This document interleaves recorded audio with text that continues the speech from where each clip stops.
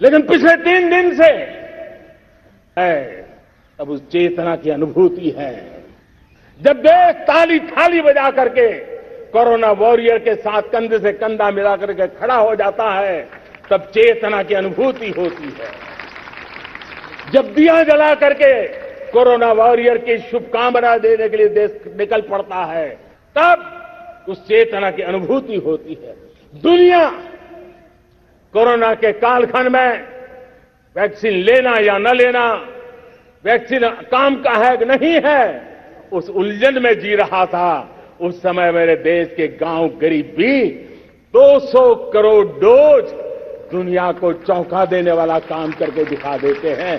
यही चेतना है, यही सामर्थ्य है। इस सामर्थ्य ने आज देश को एक नई ताकत दी है।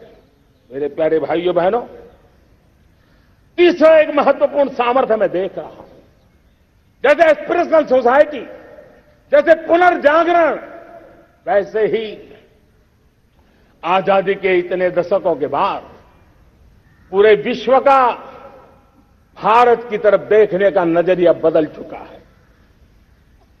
विश्व भारत की तरफ गर्व से देख रहा है, अपेक्षा से देख रहा है। समस्याओं का समाधान भारत की धरती पर दुनिया खोजने लगी है। दोस्तों, विश्व का ये बदलाव, विश्व की सोच में ये परिवर्तन 75 साल की हमारी अनुभव यात्रा का परिणाम है। हम जिस प्रकार से संकल्पों लेकर चल पड़े हैं, दुनिया इसे देख रही है और आखिरकार विश्व भी उम्मीदें लेकर के जी रहा है। उम्मीदें पूरे करने का सामर्थ्य कहां पड़ा है, वो उसे दिखने लगा है। मैं इसे त्रिशक्ति के रूप में देखता हूं, 3 सामर्थ्य के रूप में देखता हूं। और ये त्रिशक्ति है एस्पिरेशन की, पुनर्जागरण की और विश्व की उम्मीदों की। और इसे पूरा करने के लिए हम जानते हैं दोस्तों, आज दुनिया में एक विश्वास जगने में मेरे देशवासियों की बहुत बड़ी भूमिका है। 130 करोड़ देशवासियों ने कई दशकों के अनुभव के बाद स्थिर सरकार का महत्व क्या होता है, राजनीतिक स्थिरता का महत्व क्या होता है, पॉलिटिकल स्टेबिलिटी दुनिया में किस प्रकार की ताकत दिखा सकती है, नीतियों में कैसा सामर्थ्य होता है, उन नीतियों पर विश्व का कैसे भरोसा बनता है, ये भारत ने दिखाया है और दुनिया भी इसे समझ रही है। और हम जब राजनीतिक स्थिरता हो, नीतियों में गतिशीलता हो, निर्णयों में तेजी हो, सर्वव्यापकता हो, सर्वसमावेशकता हो, तो विकास के लिए हर कोई भागीदार बनता है।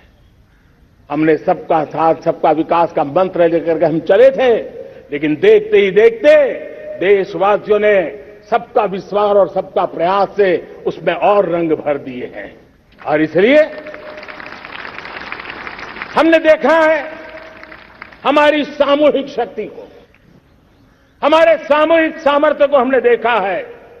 आजादी का अमृत महोत्सव जिस प्रकार से बनाया गया, जिस प्रकार से हर जिले में 75 अमृत सरोवर बनाने का अभियान चल रहा है, गांव गांव के लोग जुड़ रहे हैं, कार सेवा कर रहे हैं, अपने प्रयत्नों से अपने गांव में जल संरक्षण के लिए बड़ा अभियान चला रहे हैं।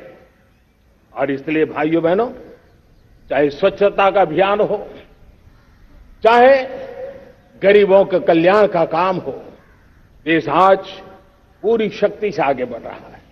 लेकिन भाइयों बहनों, हम लोग आजादी के अमृत काल में हमारी 75 साल की यात्रा को, उसका गौरवगान करते रहेंगे, अपनी ही पीठ थपथपाते रहेंगे, तो हमारे सपने कहीं दूर चले जाएंगे। और इसलिए 75 साल का कालखंड कितना ही शानदार रहा हो, कितने ही संकटों वाला रहा हो, कितने ही चुनौतियों वाला रहा हो, कितने ही सपने अधूरे दिखते हो, उसके बावजूद भी आज जब हम अमृत काल में प्रवेश कर रहे हैं, अगले 25 वर्ष हमारे देश के लिए अत्यंत महत्वपूर्ण है। और इसलिए जब मैं आज मेरे सामने लाल किले पर से